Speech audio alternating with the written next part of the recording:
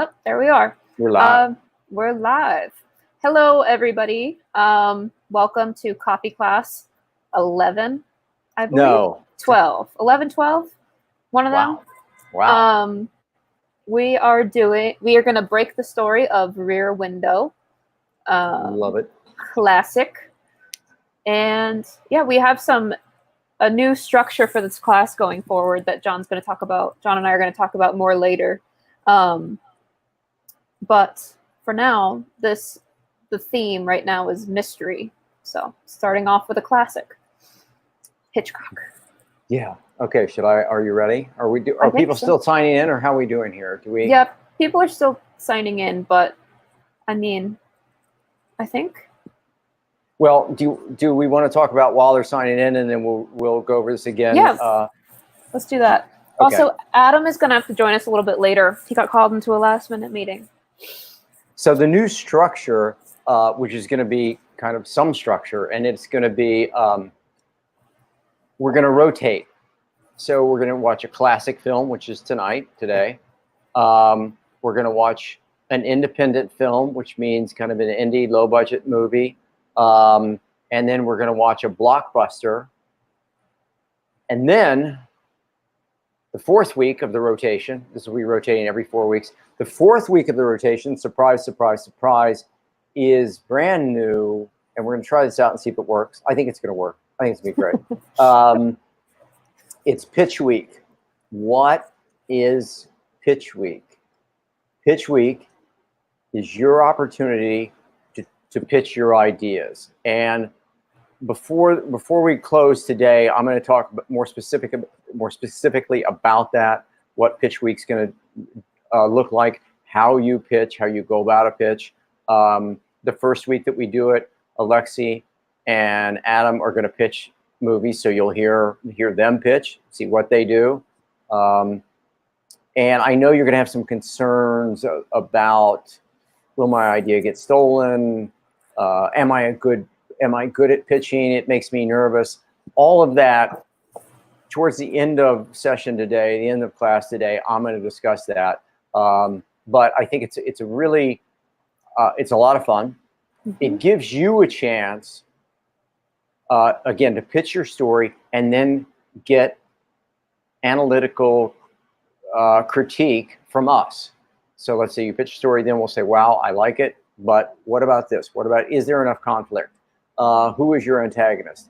So you'll be getting verbal notes from us, verbal cues from us, excuse me, about your pitch, and that feedback will help you develop the story as you move forward. So that's anything to add, Alexie? Yeah, so I will send out an email to everybody on the Copy Class email list showing how you can apply to, how you can submit to do one of the two pitches, one of the two pitches every month.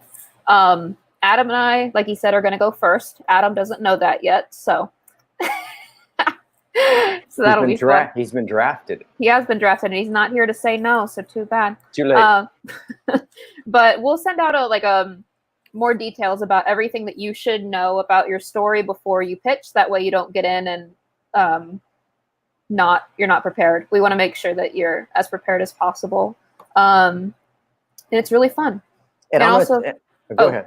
Oh, I was just going to say, part of the reason that we can do this is because you all are such a great and supportive community, and I'm sure you all will have great notes for each other too, and it's going to be fun. It will. So more about that later, but right for now, we're going to jump into Rear Window, a classic film. As you probably heard me say countless times, I love this movie. And as I was rewatching it the other night, I realized that it's dated and that some of you might have issues with the Me Too stuff or misogyny, or but again, remember, this film was, I think, released in 1953 or 54. It was a different world, a different time. So we want to look at the movie on the merits or what you don't like of the story.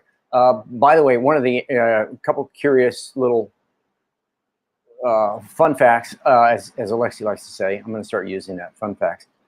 Grace Kelly, I think, only made 9 feature films. She had an amazing career, but she stopped. She quit after her 9 films. She had done some TV, things like that, but 9 feature films, 3 of which were Hitchcock's films, and they're all pretty amazing. The other thing you should know about this film, and I hope you picked up on this a little bit, the movie was made on a lot, on a sound stage. So this neighborhood and this apartment complex and that little street that we see through the sliver between the buildings, that's all a sound stage. It was all, Hitchcock designed it, and this was, it's a set. What else can I tell you? One of the things that I want you to think about, and if you get a chance to go back and look at it again sometime, and you should, it's a classic. One of the most important things about this film is Hitchcock's economy. Economy with story, economy with sets and locations. This is minimal. Film students all the time say, oh, you know, Mr. Warren, yeah, I got this thing, but I need a car crash. These cars have to crash. Again, when you get a chance to go back and look at this film, you'll see that Hitchcock is using so little. And what he's doing with the car crash, and by car crash in this movie, I mean the scream, is we hear it and we see Jeff's reaction, but we don't see the car crash. We don't see the person screaming. So again, if you think economically, this is a great example of an independent film. This is Rear Window is not only a classic, it's a low budget independent film. It could be made for next to nothing. So that's a really important point, I think. And now for the film. First, I have to turn down this thing. Excuse me 1 second. Alexie, cover me. I got you. I got you.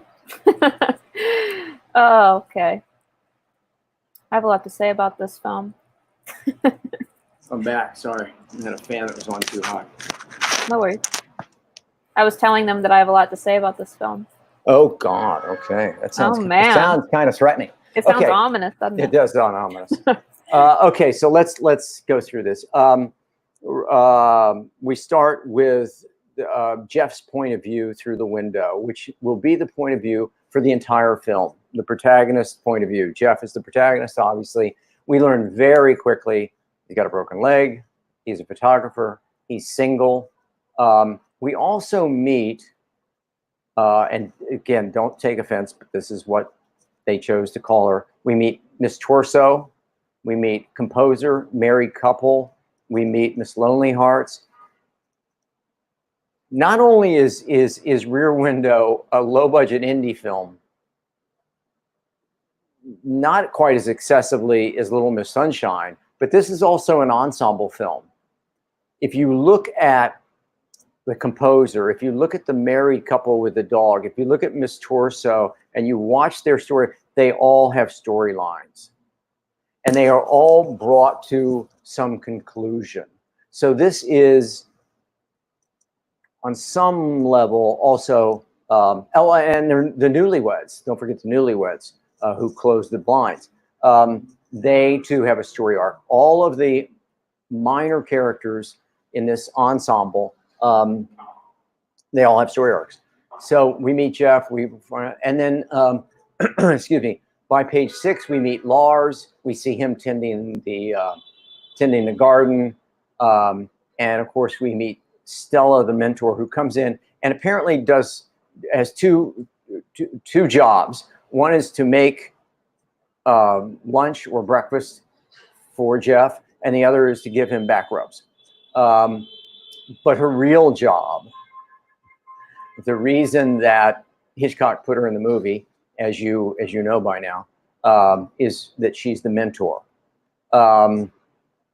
She's the voice of reason. She's kind of grumpy, but she's rational and logical. So she's a perfect mentor, and we introduce her, I shouldn't say Hitchcock introduces her right up front.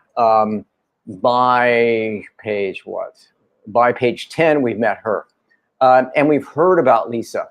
One of the interesting things that Hitchcock does with this film, and again, with the elements of story, if you know what you're doing, you can play with them. So Hitchcock certainly plays with Jeff's inner need. We hear about the inner need right away.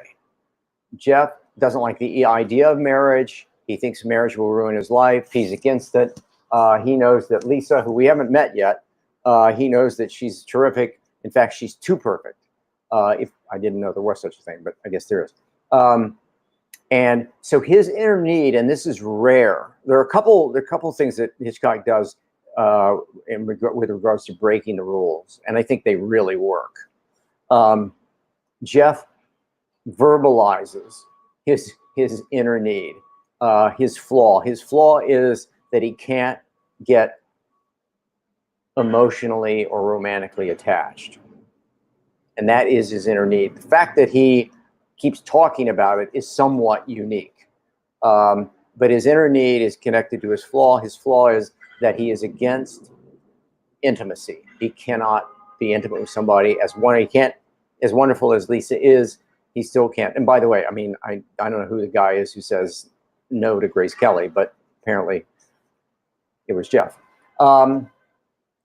We meet Lars, and we see him working in the garden. It looks like a throwaway. It looks like nothing.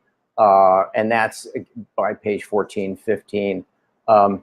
There also is some weight to this film. I mean, I think it's highly entertaining, but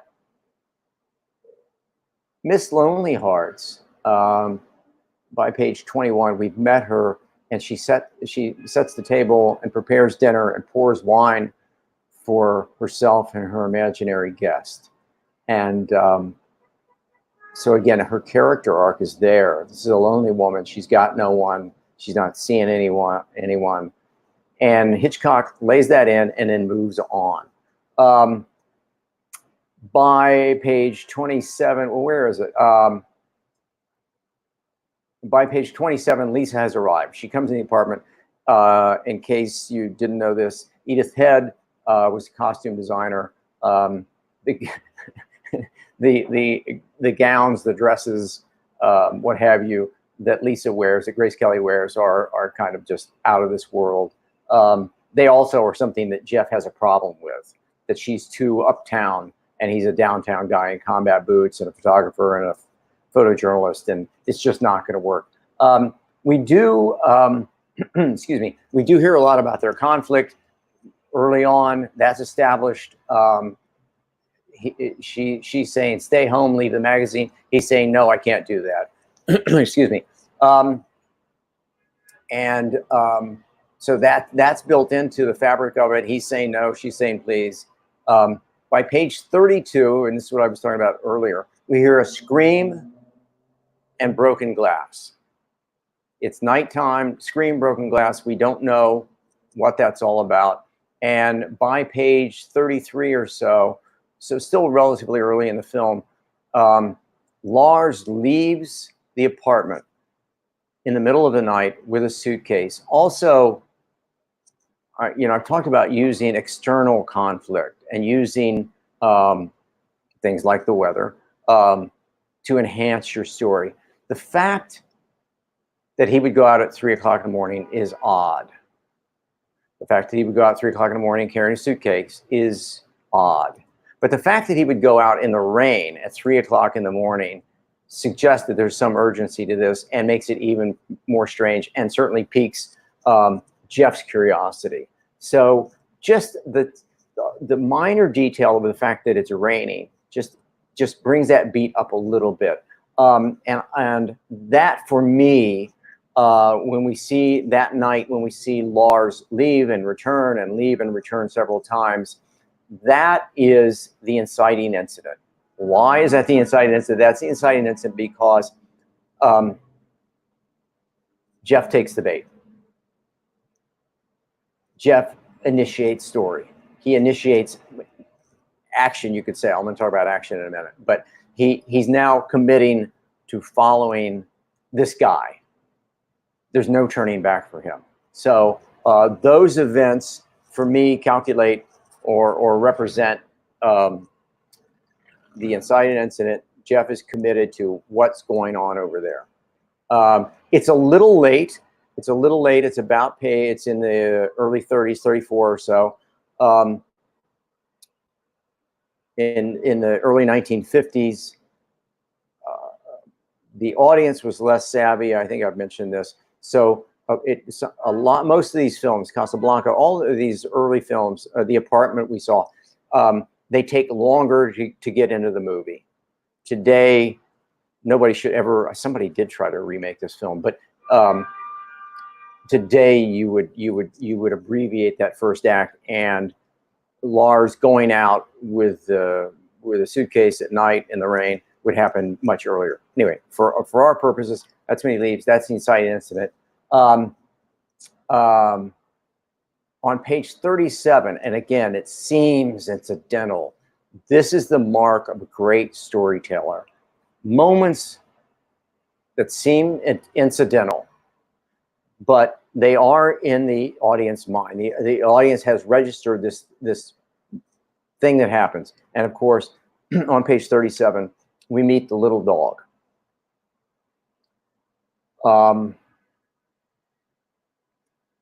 You know, if you introduce a dog in the early second act, a guy like Hitchcock's going to kill that dog in the late second act. So, you know, maybe I'm a little cynical, but you know when you meet that dog, he's probably a goner. Anyway, so little dog, cute little dog, lowered in the basket. Stella comes back. They watch Miss Torso. They watch Lonely Hearts. Jeff talks about Lars. So he's talking to his mentor. He's getting her opinion about this. And Jeff and Stella, the mentor, study Lars. The dog digs in the garden. Lars is in his apartment. He's wiping down a suitcase. At this point, Jeff takes out his telescopic lens. And again, little detail. Hitchcock was the master of this, of just giving little details. It's page 39. We're watching Lars in his kitchen, and he cleans and wraps up a saw. Jeff becomes further committed to something's wrong, something's not right here. So I'm going to move on to the second act. By the way, there has been a phone call much earlier in the first act, actually in one of the first scenes, with Doyle, who's Jeff's boss. So look at the economy of this movie. The primary character is obviously Jeff. Stella is the mentor, and then Doyle and Lisa are either friends or enemies. So they're helping, they're bringing conflict. Doyle, I think, again, looks like, if you're just watching this film the first time, looks like a throwaway character. He's Jeff's boss. But he's going to become, he's laid in there infrequently, but he is fundamental to the overall movie. Some of you are going to say, and I think you're right, that Lisa is a mentor also, and I think she is kind of. She's a friend. She's not quite the voice of reason that Stella is, but you could debate that Lisa also acts as a mentor. Okay, now I want to talk about Hitchcock's breaking rules. You know, I go on and on and on about the protagonist must be active. And when you think of films, 90% of the films you watch, the protagonist has to take action. What Hitchcock did with this film, Jeff is incapacitated with a broken leg, so he cannot be active. It's a big problem we use later, as we get into the late second act and third act, he uses Lisa and Stella to act for him. So what does Hitchcock do? This is really important, and please, if I'm not articulating it, ask me when we break out later. Think about what Hitchcock does. He's built, because he needs Jeff locked in. So he has to have a broken leg and be in a wheelchair. So he needs that to restrain the protagonist, so that the protagonist's point of view is all through that window. What he does once Stella and Lisa start to go out and be active for him, Hitchcock never sends the camera with them. It's a brilliant choice. Every time that when Stella and Lisa go into the apartment, I'm going to get into that later, but you guys know what I'm talking about. When they start to move and again be active for the protagonist, because the protagonist can't be active, Hitchcock leaves the camera back with Jeff in his apartment. And when something happens to either of those characters, Hitchcock reverses the camera and puts it on Jeff, so it looks like everything is impacting the protagonist.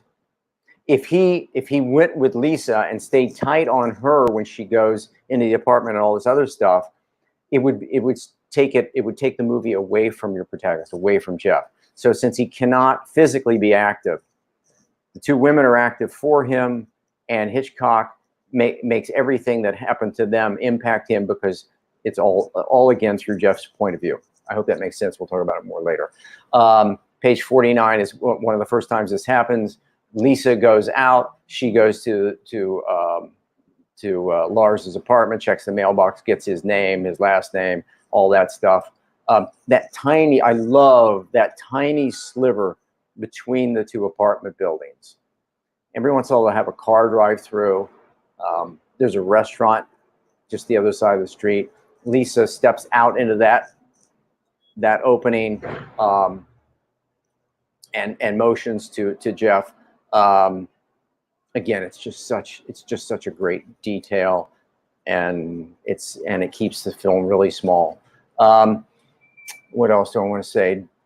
Doyle's on the phone. Doyle was going to try to get information, and Doyle's not buying. So Doyle is a wonderful enemy. He's the enemy. He's telling them, no, this doesn't work. You don't know what you're talking about. I think the guy's innocent. As we get into the middle of the second act, Lars has the trunk picked up. Again, it looks like a minor detail. The trunk is picked up, and Lars is packing. So why is that detail so significant that Hitchcock thinks we need to bring it out? And that's because it is effectively the ticking clock. Lars is packing. By page 63, he's packing. He's leaving. They got to catch him now, because this guy's going to be gone. The killer is going to be gone. Jeff sees the purse and the ring still in the apartment. He tells Lisa a wonderful bit of business about Lisa going, no woman would leave without her handbag or her wedding ring. I hope you have time at some point to go back and rewatch the film. But pages 72 to 78 are the scene when Doyle, Lisa, and Jeff are in the apartment, and they're trying to decide whether this guy's a killer or not. This series of shots is, for me, in a very simple way, very clean way, one of the most beautiful series of shots in cinema. If you go back and look at it and look where Hitchcock has placed the camera, and Hitchcock was all about placing the camera. Hitchcock was all about letting the audience see only what he wanted them to see. I know this is kind of a dirty word, but Hitchcock was just manipulating you. He was always manipulating the audience. He said, I'm going to show you a saw, and then I'm going to wrap it up and put it away. You won't see it again. I'll show you a ring. I'm going to show you Jeff's reactions. So he just showed you, and in this series, again, with Doyle, Lisa, and Jeff in the apartment discussing whether or not this guy's really a killer. Hitchcock's placement of camera, the way that the scene is choreographed, the way that people move through the scene, the master shot, the 2 shots, the 1 shots, they're all gorgeous. And also the way that it's framed, when we finally go to, I think, the last shot, or one of the last shots, Lisa and Jeff are together in a master shot. So what Hitchcock has said, just visually, they're on one side. Doyle is over here in a single. He's on the other side. So Hitchcock has said, I'm establishing, because of the shot choices and the choreography of this, who's on whose team. Beautiful moment. Let's see, am I getting ahead of myself? No. Beautiful moment. Doyle says, listen, I collect all the information. It was sent to Anna. Anna sent a postcard. It's his wife. She moved, all this information. And he said, he's getting ready to leave. And he said there was even a postcard or something like that. Anyway, the point is, he's got all the facts. Doyle has all of the facts, and he lays them out and says, you guys don't know what you're talking about. This is a wonderful, wonderful, this is a midpoint. The midpoint is right here. It's on page 78. The midpoint is they collapse. And Jeff says, oh my God, what were we thinking? This is stupid. This is foolish.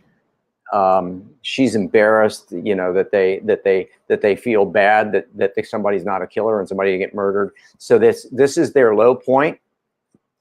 They're going to give up this silly business of trying to catch a killer. And then, of course, and about the time they've done that and they've had their midpoint and they've really hit rock bottom, page 83, there's a scream. There's a scream. They look outside. And the dog, I know, the poor dog, the dog has been killed. By the way, I love dogs. I don't want to get any emails about dogs. The dog is killed and a broken neck. We see Miss Lonely Hearts, but the only person who doesn't come to the window, as Jeff says, is Lars. And we see him smoking the cigar. We see the light tip of his cigar. He didn't come to so they're back in the game. At this point, the movie quickens pace. We pick it up as you do want to accelerate the tension and the conflict, because now we're heading towards the very, very end of the second act. By the way, adding to conflict, kind of from an external point of view, Miss Lonely Hearts is taking pills. Lisa, because she's a nurse, she knows those pills, knows what kind of pills they are. It's a nice little minor detail. And at this point, Lisa says, she jumps in. She says she's going to take the risk. She's going to go over there and see what the hell's going on. This refers back to what I was saying earlier. It's all seen from Jeff's point of view. Even though Lisa and Stella are on the move, Hitchcock plays it back on the protagonist, because even though he's not active, the action's hitting him. Also, there's a wonderful moment, I hope you got it, where Jeff looks at Lisa when she says, I'm going to take initiative. I'm not just a beautiful girl in a pretty dress who works at Harper's Bazaar, wherever she works. I'm going to commit to action. And at that moment, Hitchcock, believe me, Hitchcock, everything is a choice. So when Hitchcock comes in tight on Jeff and Jeff looks lovingly at her for the first time in the entire film, he may be changing. She goes, again, we accelerate the speed of the conflict and tension. She gets there. She goes beyond all risk. She goes into Lars' apartment. She's looking through everything. And of course he returns.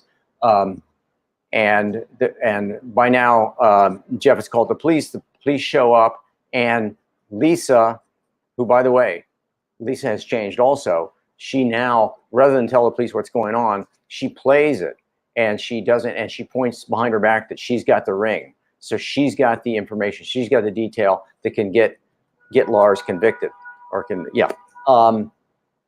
the cops take Lisa away, but before they do, she's yelling, Jeff. Lars looks, he puts two and two together. He knows that's the guy who called him. That's the guy who's been chasing him.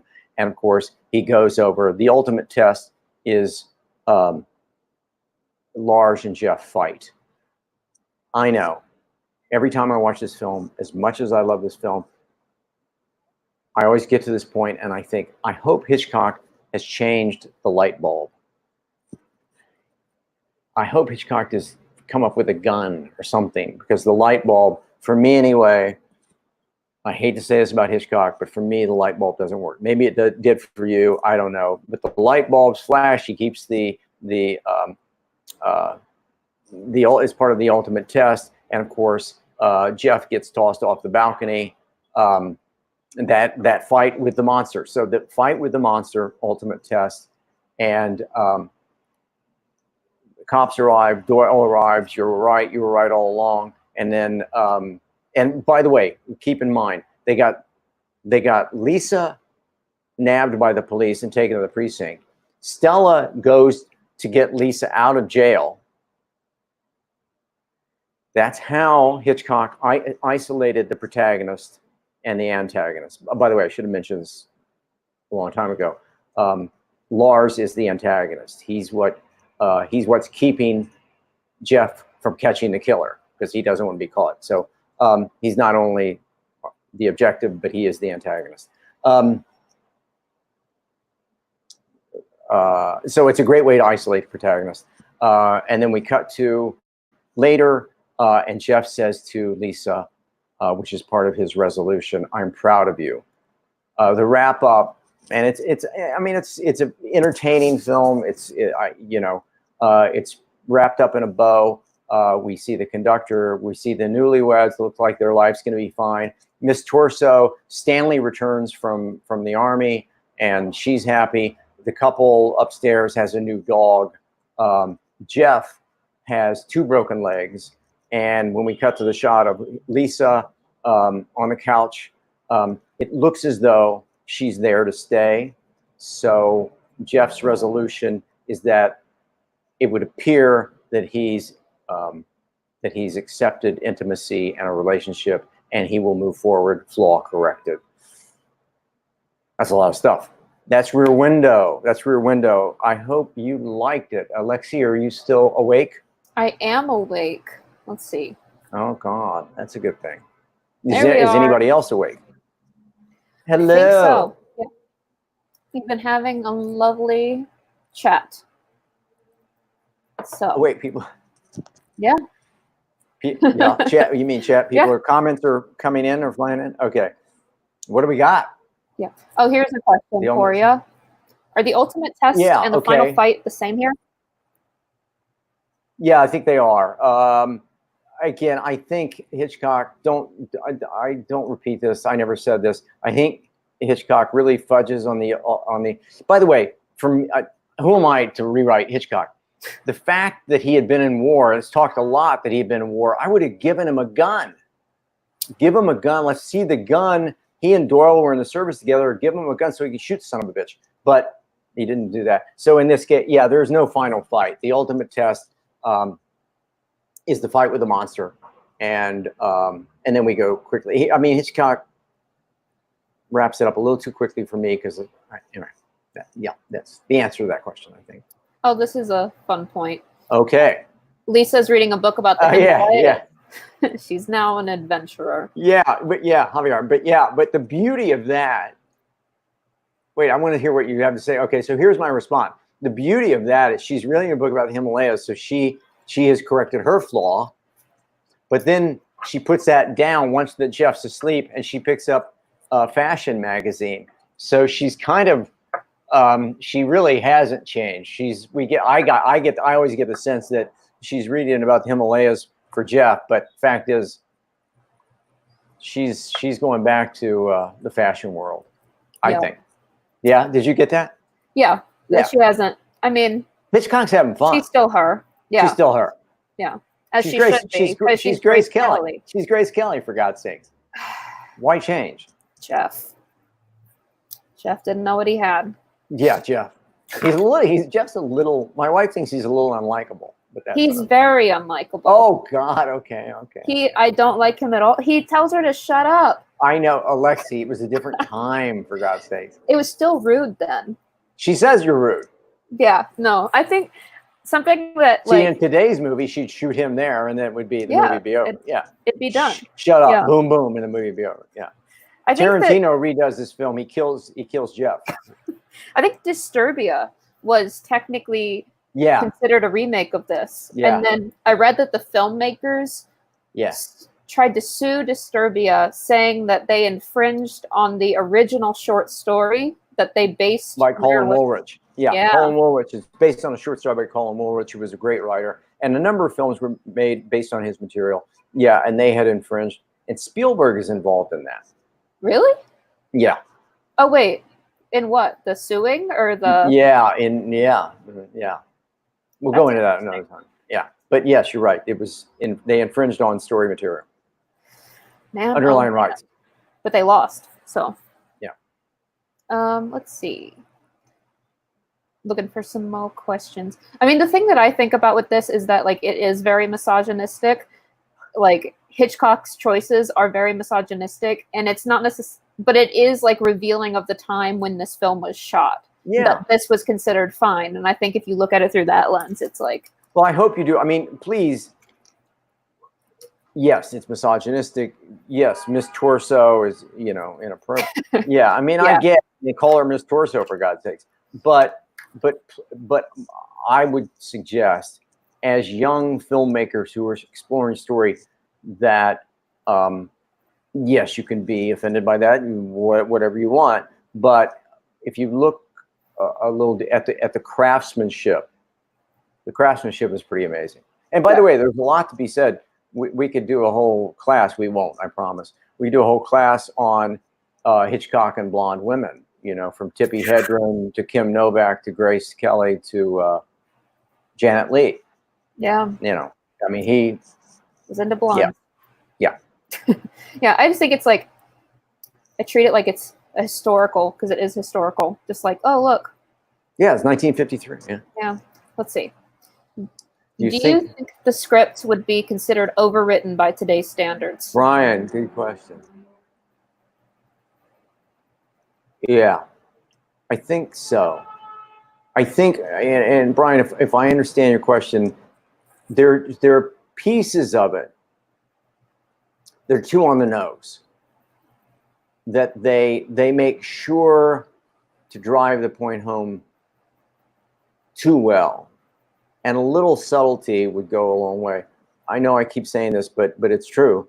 You are you're a much more sophisticated audience based on the fact that you've in 1953, I think this is accurate. In 1953, when this film was released, it was very, very unusual for people to have a television in their house. So think about that. So think about the amount of story that you've seen in your life, from cartoons all the way up to Rear Window. So you have an innate sense of story. It was rare. It was rare to go to the movie. I think this movie, I forget what the box office is. It made a lot of money for the box office back then, but people didn't go to the movies. People didn't watch TV. Nobody had a TV set. So people were less, so you really had to hand feed story. And yes, Brian, I think that it's a little too on the nose with, we want to make sure you get this point, so we're going to say it 5 times. It's overwritten a little bit. So here is an interesting point that a few different people have brought up. Yes. Oh, hi. How are you? Great. And I apologize for mispronouncing your name. It's Abdullah, right? Abdullah. If I'm still saying that wrong. I think we got that right. I think Abdullah. And good to see you again. Okay, Professor. Can we get your thoughts on the Hitchcock historian Donald Spato's theory that each of the neighbors represents a permutation of the possible outcomes between Lisa and Jeffries? Yeah. Yeah. I mean, one of the beautiful things about Hitchcock, I would say yes. I mean, by the way, certainly the newlyweds. You know, he looks at them with disdain, and frankly, it looks like they're probably having a pretty good time over there. He looks at them, and the older couple who have the dog, and yeah, so they're different stages of Jeffrey's life. The great thing about Hitchcock is there's so much written about him. He's been dissected and analyzed. Truffaut does a great book, Truffaut on Hitchcock. Is that the name of it? I think that's the name of it. It's great, Truffaut on Hitchcock. And Truffaut, you can find theories on Hitchcock forever. I like this one. I like it a lot.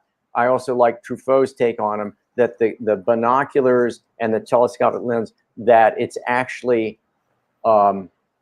Jeff is shooting a movie, and that it's a movie in a movie, you know. But it just, yeah, I mean, that's the great thing about Hitchcock. You know, in 25 years or 15 years, probably they'll do the same thing about but they already do it about Scorsese. You know, analyzing, overanalyzing. Yeah, there's a. I don't think I can. There's a in Casablanca. Well, no, I better not, because I think it's. What? Inappropriate. Now everyone wants to know. I don't agree. Oh, no, I better not. Okay. But Alexie, I'll ask you during the week, and if so, remind me, because there's this theory about Casablanca and Rick's relationship with the captain. But that's these movies that have been that are classics that have been dissected and watched and analyzed by so many. Everybody, there are a lot of theories, and some of them are really funny, and some of them are legit. I do think certainly the couples, and yes, I do think they all relate somehow to Jeff seeing his life flash before him, different variations. Oh, that's like the Disney universe theories, that all the movies are connected, and that like Tarzan and Elsa or something. Anyway, yeah, I appreciate those. They're fun. Let's see. More questions. Adam should be here any minute. Trying to. Does anybody have any questions? Do people? Oh, no. I mean, they do. I'm just, when Adam's not here, it's hard for me to scroll through at the same time. Do people like the film? I think so. Yeah. I mean, well, everyone is talking about it, so okay, that's a good thing. I mean, it's really like it or not. I mean, the merits of the filmmaking, I think, are important. I think it's important. Yeah, I think it's an important film. Yeah. Let's see. K-turn. John with I don't know how to say that. Coin. Spilling his brandy. Yeah. Did you find any details there? Could it have been that Hitchcock is letting the audience know he's making a mistake on what Jeff and Lisa is doing? I don't know. Oh, God, I don't know. K-turn, that's great. I never have known what the hell that's about. Maybe that's it. I've never, as you can tell, I've seen this film a few times. So when Doyle he does that big slug of the brandy and he spills it on his jacket. That's what you're referring to. I don't know what that is. But knowing Hitchcock, I don't know it, but knowing Hitchcock's film as well as I do, there's something there, and I'm not going to make something up. I don't know what it is, but like you, when Doyle spills the brandy all over his jacket. By the way, go back, look at that. That's the end of that scene that I love so much. And go back and look at those shots. Look at the shot list of that series of scenes, or that series of shots. It is spectacular. When he's going from master to a single to doubles, I mean, it's just mind-boggling. You can do a whole class on just the shot choices in that. To cut to the chase, I don't know the answer to brandy. I've never known what it was. So here's a question. Can you explain why this is an important film, explaining the merits of filmmaking? So, like, why is this considered such a foundational film? Oh, okay. Well, why? Okay. Hitchcock, if you haven't seen a lot of Hitchcock, not just my opinion, he was a great filmmaker. Hitchcock was probably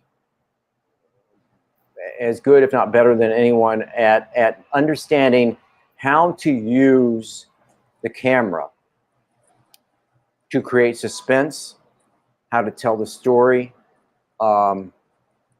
Every shot, that's why I wish I could answer the Brandy question. Every shot is by design. He's got something in mind. For instance, and you guys probably all know this, but in Psycho, when Janet Leigh gets stabbed in the shower, if you show that movie to somebody for the first time, they'll tell you that she got stabbed. The fact is, we never see her get stabbed in that scene. So, and that's Hitchcock's shot choices. He's brilliant with shot choices. He's brilliant at the minutia, the tiny little details. So, by the way, I understand, Hitchcock also was such a master storyteller that a lot of times, and you see this some with Scorsese, a lot of times he was playing games. He was having fun. I think this film is kind of an exercise. I think it's Hitchcock saying, you know what I can do? I can shoot an entire film from a window point of view. No other sets. Not even go into, remember this, he never goes inside another apartment. And he tells the whole story. If you get a chance, when you get a chance, watch Rope. Rope is Hitchcock. And Rope is all done in one set. And it looks as though, and the camera's on a dolly track, and it keeps moving back and forth. So it looks like the film, it looks like it's done in one take. But that's Hitchcock playing with story because he was so sophisticated with it. And that's, again, why we watch this film, is hopefully you'll get a taste of Hitchcock, and I hope you like Hitchcock, and you'll go back and look at the breadth of his films, and see, you know, how great he was. Again, it's 1953, so it's perhaps dated, but I hope that answers that question. Yes. I think that part of it too is that when you look at it from a modern lens, it's harder to realize how much stuff he's doing for the first time. Like how much of this stuff was innovative for the time, because we're so used to a lot of his choices being more standard now. Like people learned how to build suspense in film, you know. Tarantino owes a ton, and he says so. He owes a ton to Hitchcock with regards, and Tarantino's brilliant with suspense. But you know, he's studied Hitchcock and certainly borrowed from Hitchcock. So here is somebody you know. Oh my God. How did he get in? You left the door open. You left the door open. We need to have you on one time. Yeah, we gotta have it. Be a little face right up here. Yeah, we gotta do that. We gotta do it when we do a horror film. Yes, that'd be fun. So, go ahead. Were you gonna read it? You read it. You read it. You're better. I will read it. Okay. Would you consider Jeff breaking his second leg, making him housebound for more months, to be a sacrifice? Yes. So I think that's a sacrifice. I think it also lends itself to the fact that Lisa's there. He's now bedridden. He's never getting out of here. He's never, even if he decides not to correct his flaw and not to embrace intimacy, too late, man. You're going to be laid up for 6 or 8 or 9 more weeks. And by that time, she's going to be moved in lock, stock, and barrel. So, but it is a sacrifice when he goes over the balcony wall, breaks the second leg. He's not going to get the life that he knows he's never going to get back. So, yeah. Thanks, Avi. Avi, you like that movie? Of course you do. You gotta love Hitchcock. Here we go. Kay turns back. What do you think the purpose of the songwriter was? To change the tempo, or like what was the role of the songwriter? Neighbor? Yeah, the songwriter. And by the way, with all of those ensemble pieces, the couple with the dog, that we need, right? That we need. Miss Lonely Hearts with the pills, particularly with the pills coming when they do, at the moment when Lars is up there and they're getting the goods on Lars, and what that does is just creates it just pushes the tension. The songwriter it's a great question. The songwriter and Miss Torso actually act only as bridges. Okay, what do I mean by that? We've got the story, Catch Killer, and sometimes we need to go from one moment to the next, one beat to the next. So the bridge scene is we're going to go to the composer and watch him composing and people coming into the party, and then we bridge to Lars having come home. While we were on the composer, Lars came home. It's a bridge scene. While we're on Miss Lonely Hearts and that bad guy who comes home with her, something else has happened and given and we cut away when Stella and Lisa go through the courtyard and up. So we move away. Those are just bridge pieces. So Hitchcock's using he's using the conductor, he's using Miss Torso as bridge pieces. He's using the married couple as a bridge piece. In terms of nuance or not nuance, in terms of driving the story, the couple with the dog are arguably the most necessary to story, and we know a little bit about them than we some of the other characters. But they're bridge pieces. What? Oh, I was saying this is another interesting take on it too, is that it was a source of diegetic sound. That's right. Yes. Because most of the sounds was diegetic. That's a great. Yeah, I should have said that. Yes, it is. It creates mood. Yeah. Very good. Yeah. Because I think most of the sound was diegetic throughout this, except for like a few music pieces. Yeah. Let's see.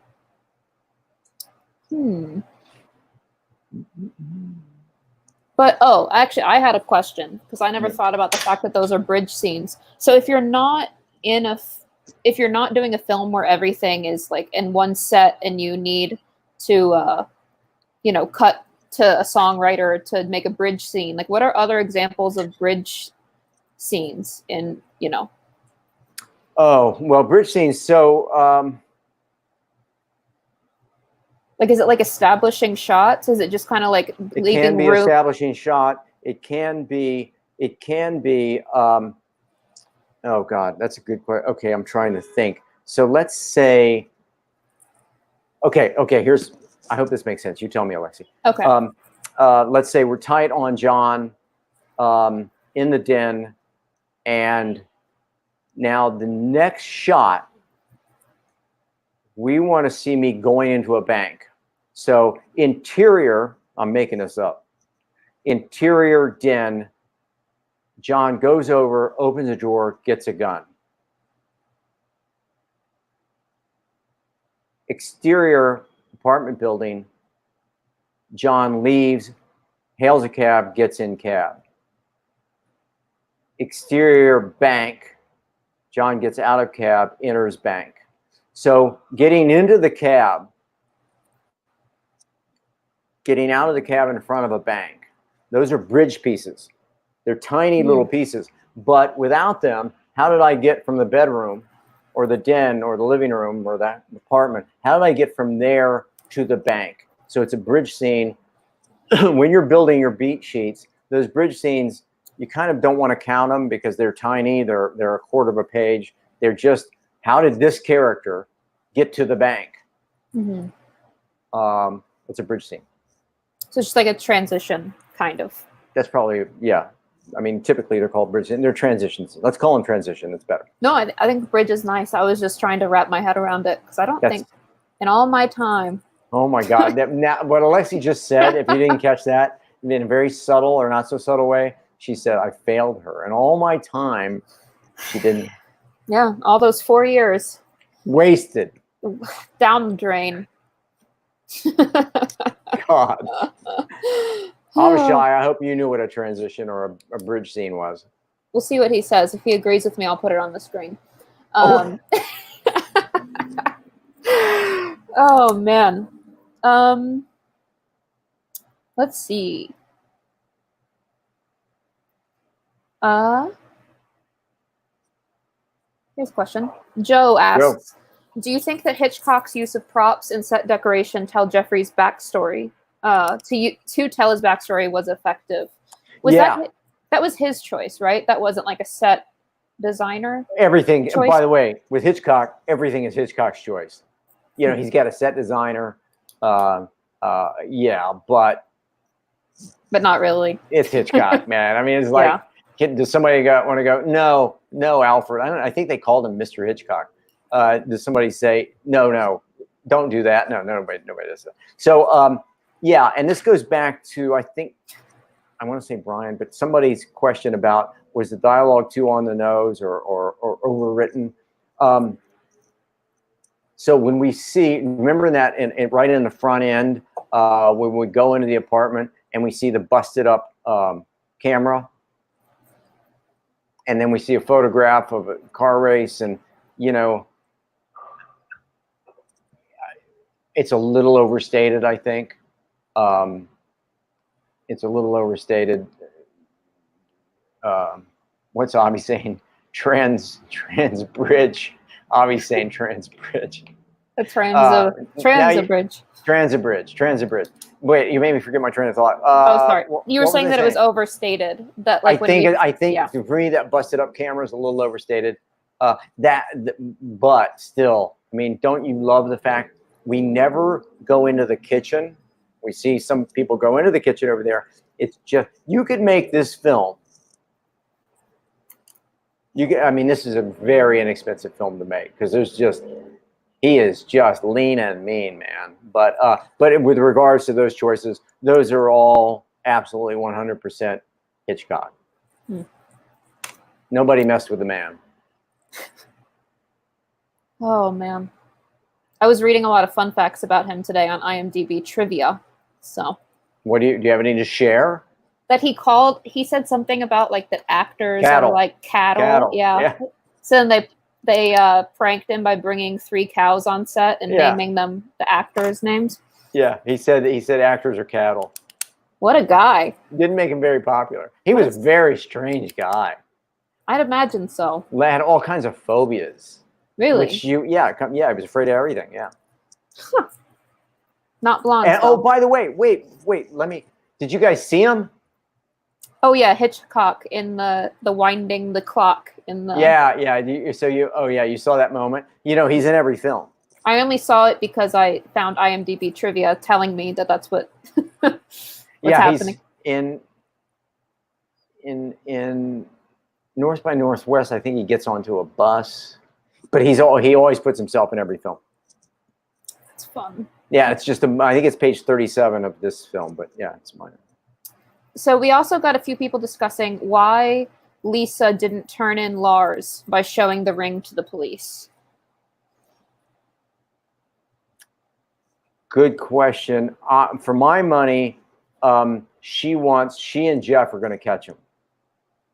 And the fact that she breaks character and does something very, very, very, very bold, and she points behind her back, I got the ring. She and Jeff, they're on this mission. She's not going to out him with the cops. She's going to make sure that she and Jeff are the people to bring Lars down. That's my take. And also, that's my take on it. And I don't know. I hope that's not too pat, but. Sorry, I'm trying to figure out Adam since he's supposed to be joining us now. Oh. Might be. Let's see. Maybe his meeting ran over. We got to talk to those people. Yeah. Whoever they are. Well, maybe while I find the next question, we could go ahead and announce next week's film. Film we both love. Film we love. Are you going to say it? Am I going to say it? Me? Winter's Bone. We're sticking with the mystery theme. This is going to be our indie, even though technically this one is a indie too. We're classifying it as a classic. And so, yeah, we're going to look at another mystery, Winter's Bone. Winter's Bone, great film, brilliantly designed. You're going to love Winter's Bone. It's a great film. If you haven't seen it, it was one of my faves. It's great. Yeah. Let's see. All right. Hitchcock. Okay. And Brian. Brian, Hitchcock is famous for using a MacGuffin. Yeah, I should. By the way, you guys are too good. I should have mentioned that. Shit. That's why good. they're here. Brian, That's why they're here. Yeah, thank you for reminding me. Thank you for waking me up. Yeah, I planted, Brian. What was it in this video planted? Well, okay, so Brian, as I'm sure you know, the MacGuffin is anything you'll chase. Anything you'll chase. So you could, the MacGuffin is typically the objective, and it can be anything as long as the protagonist will chase it. So it's Lars. Could you, real quick, I just realized that this is one of those terms. Could you define a MacGuffin for people who might not know what it is? God, well, there's probably, in fact, shit, I should have looked that up. There's probably a very classic definition. There is, and I think Hitchcock told this story. Bear with me for 1 second. I'm going to tell this story. I'm not sure I'm going to do it justice, but it's a MacGuffin. Okay, it's what's a MacGuffin? So the story goes like this. God, I'm really winging it here because this is right off the top of my head. So I think Hitchcock told the story. So anyway, what's a MacGuffin? So Hitchcock explained this way. He said, there's a guy and he's on a train and he's going through the Alps of Switzerland.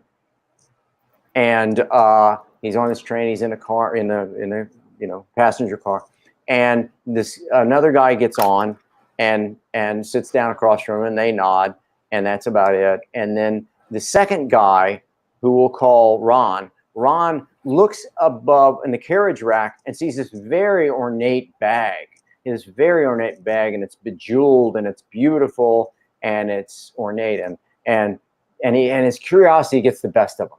And he thinks, I should leave that guy alone. He's trying to read, but I should leave him alone. But I gotta know. And he said, excuse me, sir, I'm sorry to interrupt you. You're reading, but it's such a beautiful bag. I'm wondering what is that bag for? And the guy says, oh, right, yes, my bag. What do you mean? What's it for? And he said, well, I can tell you, it's where I keep my MacGuffin. And Ron goes, oh, okay, great, thank you. And now the train goes on, and Ron's thinking, MacGuffin, I don't know what a MacGuffin is. Oh my God. He said, well, I hate to interrupt this guy again. I'm really intruding on this guy, but I gotta know, what's a MacGuffin? And he says, excuse me, I'm sorry to bother you again. But you said you keep your MacGuffin in that bag? And the guy said, that's right. That's what I keep in that bag. And he says, I'm sorry, sir. And I can't remember, what exactly is a MacGuffin? And the guy says, a MacGuffin is a small animal that we use to hunt leopards in the Alps in Switzerland. And Ron goes, oh, it's an animal. There's an animal in there that you use things. Okay, great.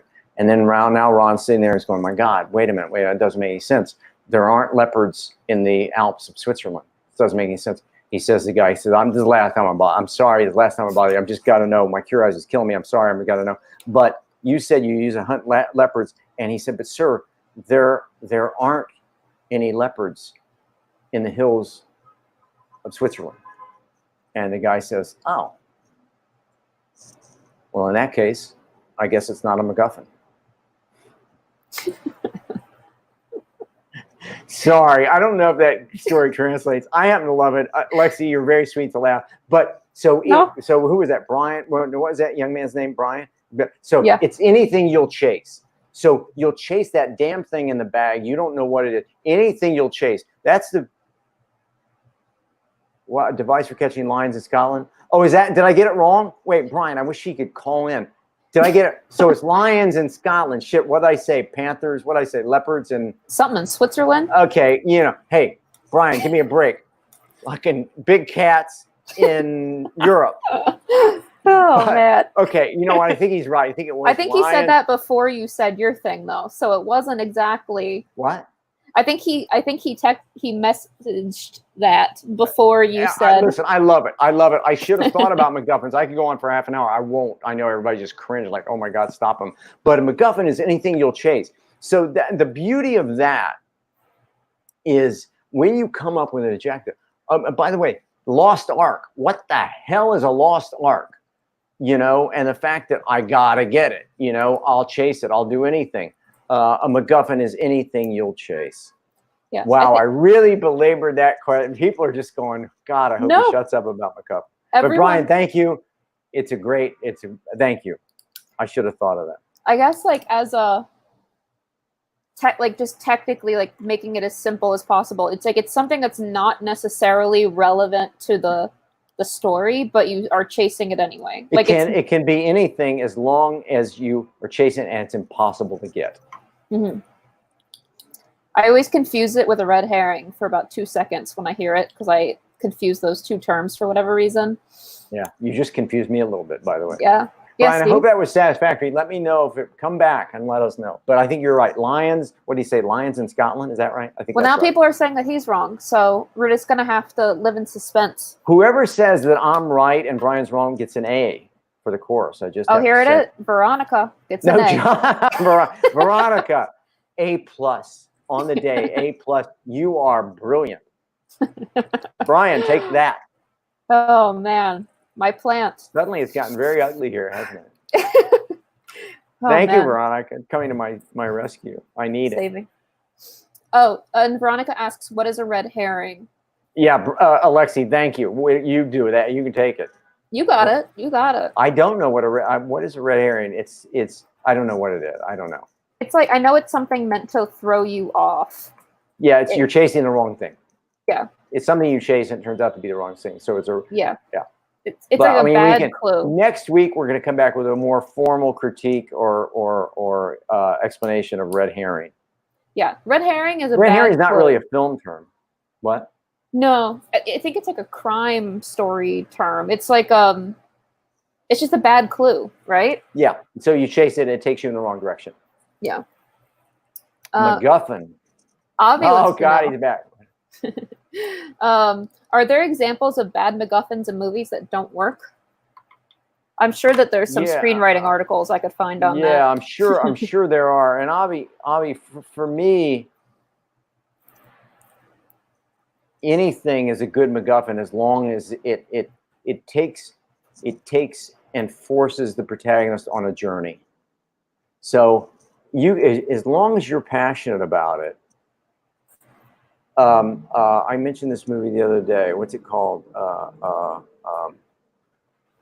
It's McLovin is one of the guys. What's it called? Superbad. So by the way, the MacGuffin in that movie, Brian, are you with me? The MacGuffin in that movie is booze. Emma Stone says, "Get us booze for the party tonight." Booze is what they're chasing. They can't get it because they were underage. And as soon as they do get it, it's stolen. They have to get it by party time tonight. That's a ticking clock. So it can be the MacGuffin or objective can be something as silly as a bunch of liquor for a high school party. Two things. As long as the protagonist is absolutely passionate about getting it, and as long as it's almost impossible to get. Brian, you opened a can of worms. I appreciate it. It's good. I hope nobody asked what's a can of worms. Alexie, are you frozen? Oh, you were frozen for a second. I know. I hope my face was great when I froze. It was. My internet cut out. Mm. Can't have that. I can't hit my power cord again like I did last week. That was embarrassing. Oh, that was fun. That was great. This is fun. This is a good group. It is a good group. I wonder if Adam's coming at all. Yeah. He missed out. He did miss out. He could have explained MacGuffin, and now he never can. No, Brian can. Brian will for us. Let's see. I sent a link to an article called "The Stupidest Movie MacGuffins of All Time." Do you send it to me too? Yeah, I will. Okay, good. It's kind of funny. I didn't get a chance to go through it yet, but it looks pretty good. But yeah, let's see. I'm trying to find another question.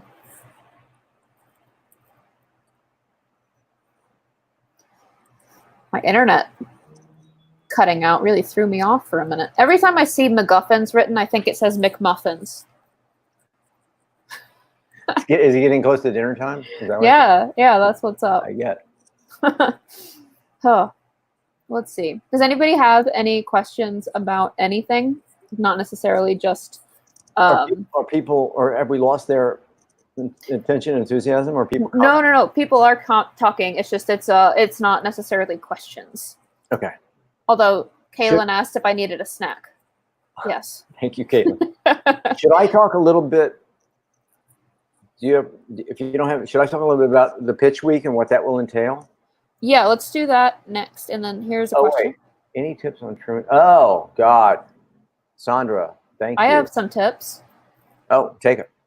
So one tip is, obviously getting in late, getting out early, which John can explain more. But then also, you never want your scene descriptions to be more than like 5 lines. I prefer 4. I feel like it starts looking weird if it's more than 4. So especially in those lines where you have like 2 words hanging on to the next line and you're not even using it, find a way to shorten it and get it up to like, minimize the amount of lines that you have for scene description. Short descriptive passages.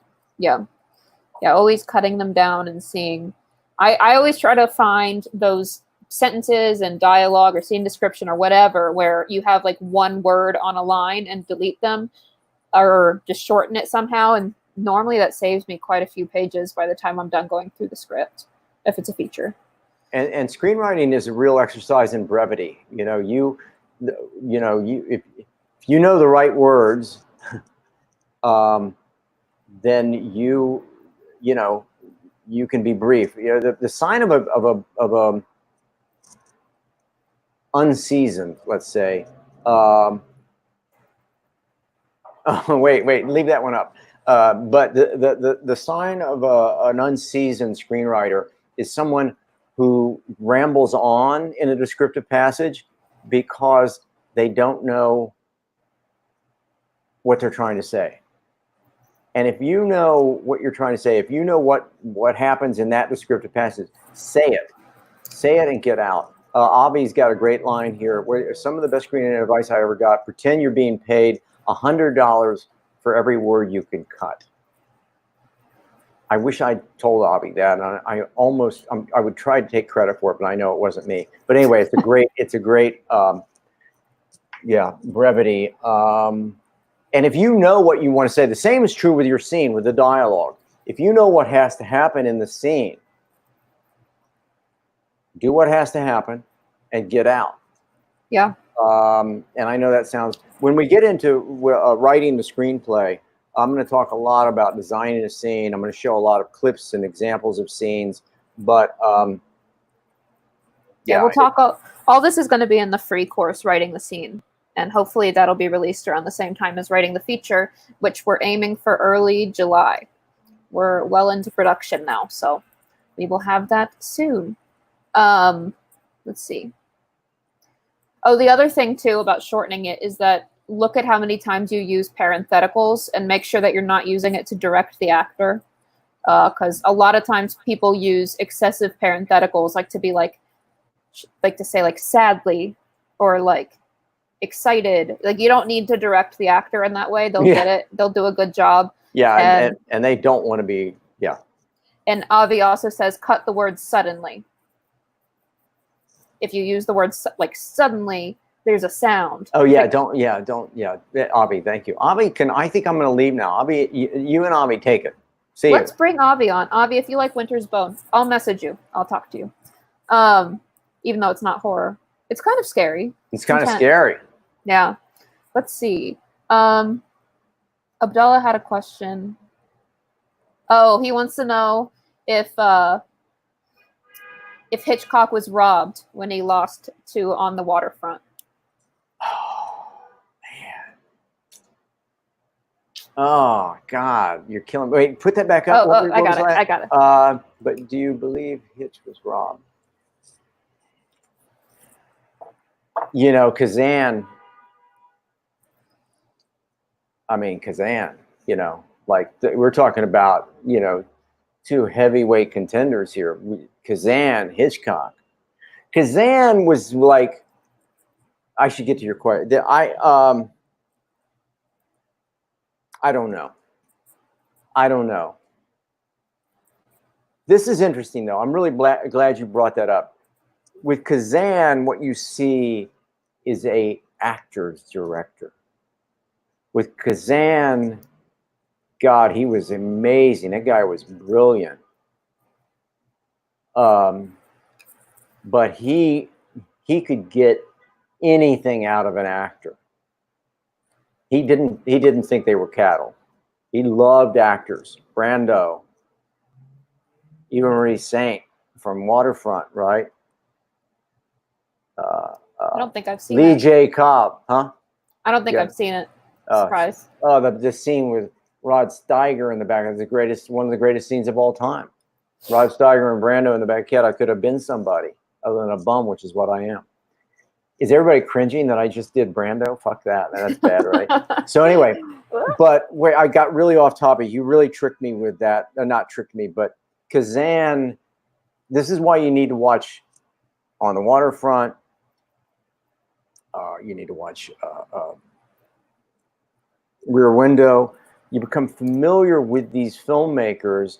These are two very, very different filmmakers. Kazan knew how to pull passion out of his actors. He knew how to get really deep inside their minds and extract a performance.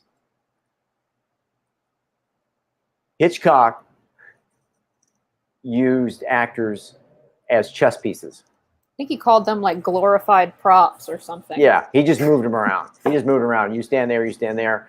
He didn't say, "Did your father ever hit you?" You know, that's Kazan. So I don't know. I mean, I love them both. I love them both. They're both very different filmmakers. I'm blanking on, well, I mean, of course, On the Waterfront. One of my favorite films, and it's really dated, and there's a lot of misogyny in it, so you kind of can't. Well, maybe you'll watch it. You do what you want, but one of those films that just, when I saw it 100 years ago, Splendor in the Grass. Splendor in the Grass is like a great piece of work. Early Kazan. We'll see some Kazan. I see there's so many films to see. But thank you for the question. I don't know if you got robbed or not. I love them both. Love them both. They're great for different reasons. For different reasons. We'll add those. If they're not on the classics list that we have in the script vault, I will add them. Yeah. Oh, they are already there? Okay. I mean, there should be, but I'll check it. But yeah, I mean, Kazan, yeah. Kazan was a real character too. He was kind of a bad guy. I mean, kind of a, never mind. I had dinner with his son once, who was also I really loved him. His son was his son is a great, his son wrote Reversal of Fortune and a number of other things. Nick Kazan's a really nice guy and a great writer. Why do I go off? Alexie, you have to stop me when I go. No, they want to know your stories. Everyone likes your stories, John. Nick Kazan was pretty cool. Nick Kazan, we're at this party and at the Writers Guild, and I'm talking to him, and I'm trying to be cool, but I'm really like, oh my God, you know, your dad was a GM. But I'm saying that, I'm trying to be really cool. And so this photographer comes over to us and goes, "Can I take your picture?" Really, he was saying, "Can I take Nick Kazan's picture?" And whoever this guy is standing next to him, but I'm fine. So, and Kazan goes, this is really weird. Nick Kazan says, he says, "I'm allergic." And the photographer goes, "What?" And I'm kind of looking over at Kazan like, what'd you say? And he goes, "I'm allergic." And the photographer goes, "I'm sorry, what?" And Kazan says, "I'm allergic to having my photograph taken." Like, get lost, you know, like flip them off. And the guy's like going, "What? Oh, okay." And the guy walks away. And I started laughing, and Kazan goes, give me a break. These guys, the pictures, you know, photographs. Who needs that shit? I'm like, I love this guy. He's great. Isn't that weird? That's great. It's funny, right? If anybody cared about taking my picture, I'd use that line. But believe me, they were going to crop me out of the shot, so it doesn't matter. Let's see. There was a few more questions that were really good, and I just kind of lost them up there. Theo also recommended cutting the word that from a lot of your writing. A lot of times the word that is extra, and a sentence will make sense without it. Keep it lean and mean. Lean and mean. Let's see. Questions. Let's see. Sorry, I have to scroll up a lot. There's a lot of great questions. I wish we could answer them. Oh, let's do this one. How would you write a script that doesn't have dialogue? Something like Pixar short, beginning of Up. How do you balance the need to describe versus not telling actors how to act? Wait. How would you write a script that doesn't have dialogue? Because since there's like quiet place, how do you balance the describe? Well, okay, so leave that question up because it's a kind of a big question. It's a really good question. Mm-hmm. First of all, writing. Oh man, I mean, Alexie pulled it off. She can do it. But writing a script that doesn't have dialogue, really hard because you're basing everything on reading what the character's thinking and feeling with this one shot. When you're here, it's a real Wall-E. You know that film?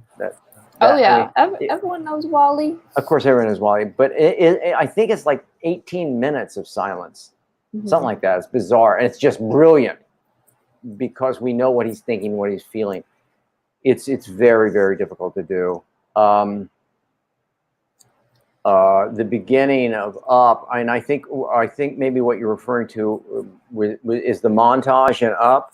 I think that's what you're referring to. Is that, Lexi, you think that's right? I think that's right. That's so that montage, we see the impact. There's that beautiful scene when they walk up the hill and they look up at the clouds and they point up at the clouds and they're baby clouds. They see babies.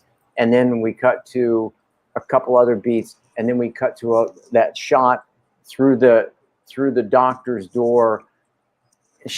Ellie slumps forward, and we realize that she can't have children. So it's evocative. It's heartbreaking, but you're telling a story through the actions and the physicality of the actors. It's a very hard thing to do. And by the way, you need really good actors because you can't have the audience go, was he happy or was he sad? Because you got to know. How do you balance describe and not telling actors how to act? So if the film, let me go back to the thing I was using earlier. Interior den. I'm going to go with that one. Okay. So here's how you'd write that scene. Interior den. Warren gets up, walks to the window. Warren's point of view, the sun is setting. It's near dusk. Warren crosses the room, opens a drawer, removes a revolver from the drawer. That's all you need. So now it's getting close to nighttime. You've got the protagonist and you've got a gun. That's all you need. You don't have to tell me if a guy's waiting until nightfall to go get his gun, he's not Santa.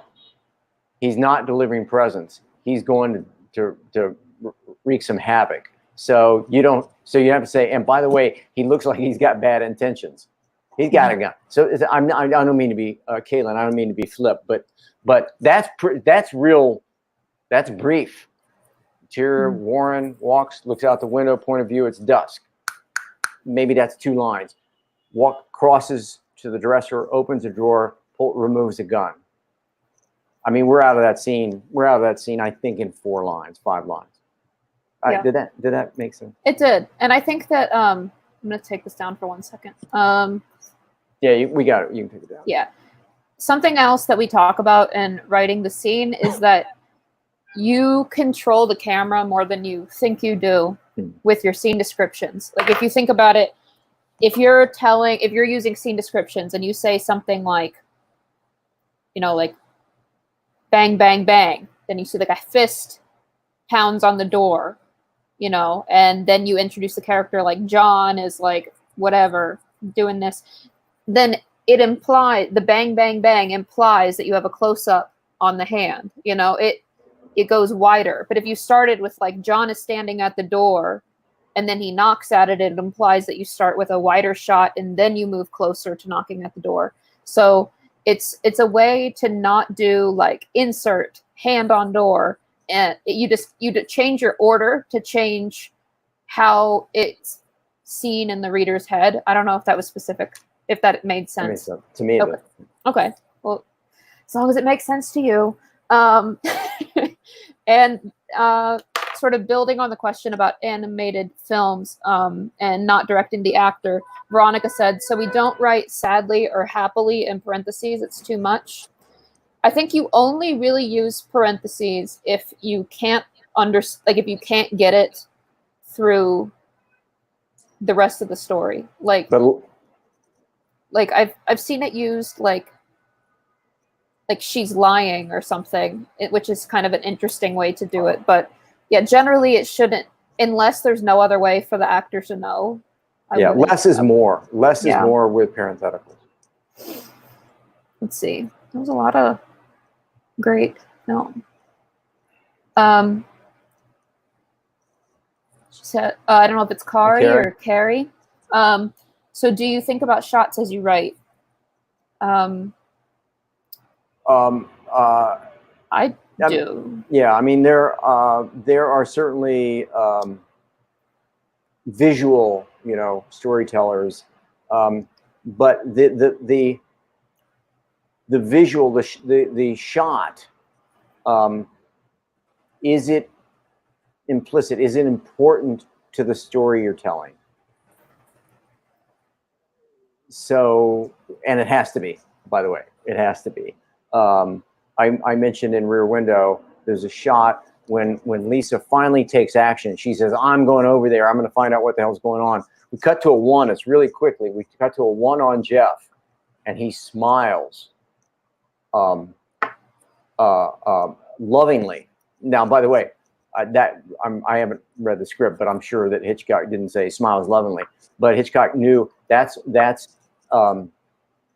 he needs that shot. He needs Jeff smiles. Yeah. Because it drives story. So any of these things, I'm sorry, I'll go back to it one more time because but just this guy, me and the den. I don't, at no point I don't say, and there's a painting on the wall, or there's a fresco, or there's because it's not necessary for the story. And that's how you keep, you know, your script lean. That's how you keep it moving, is you're not slowing it down.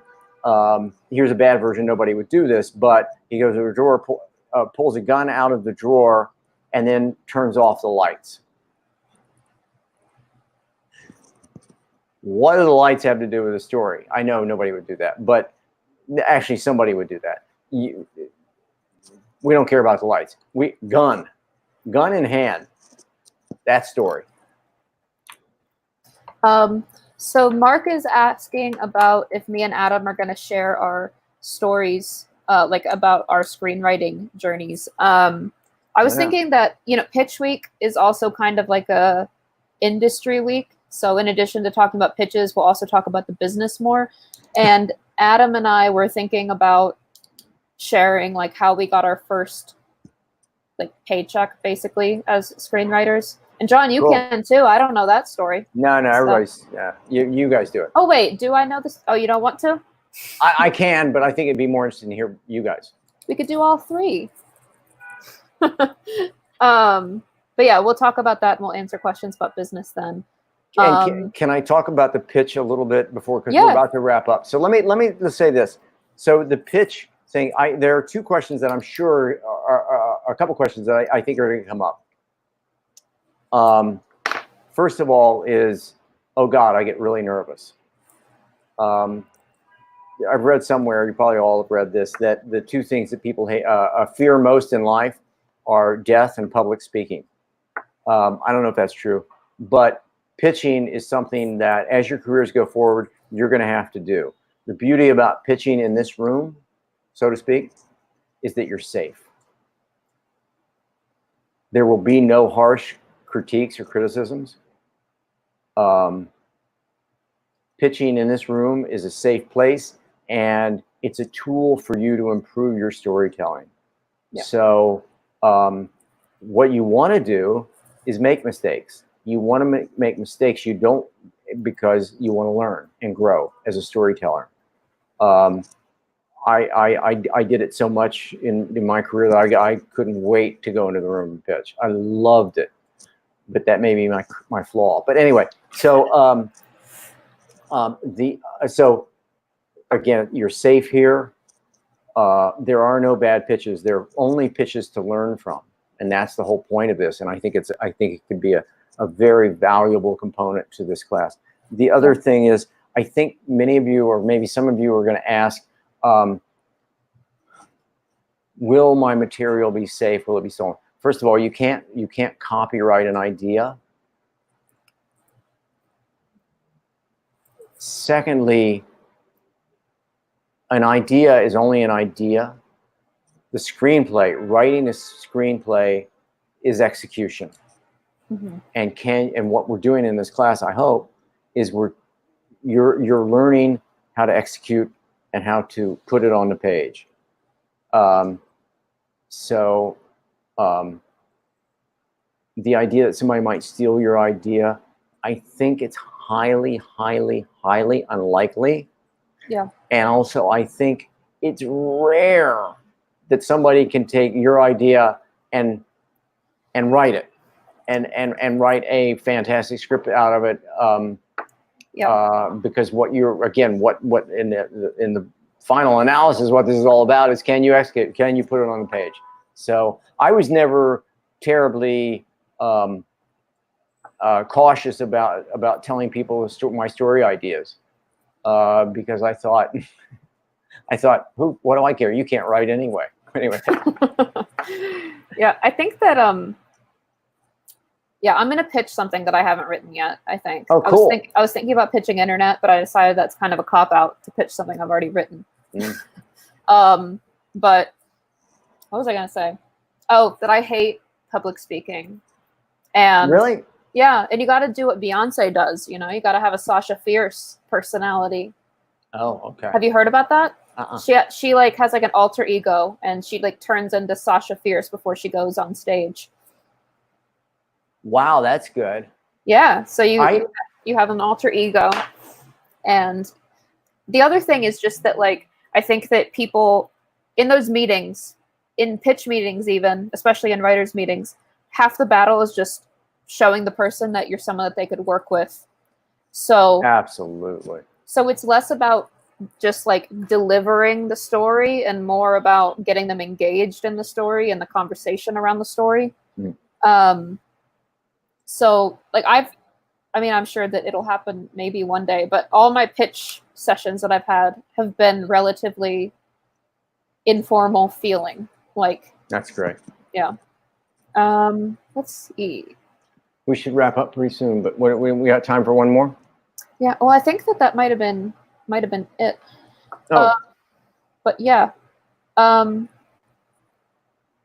Yeah, I'll send out some stuff about the pitches, and then you all can see me and Adam pitch and decide if you want to try it.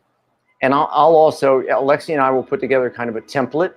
So what should you have in your pitch? These excuse me, these are the beats that you should hit in your pitch. So you'll have that kind of those guidelines. Okay. Yeah. Yep, that sounds good. And if anybody has any questions, you can always email me and I will help you get those answered. But yeah. Winter's Bone. Winter's Bone. I will send out a link. I think it's on Netflix, but I'll send out a link and everything. Great. Thank you. Thanks, everybody. Great questions there. That was fun. Yeah. Talk soon. Thank you. Bye-bye.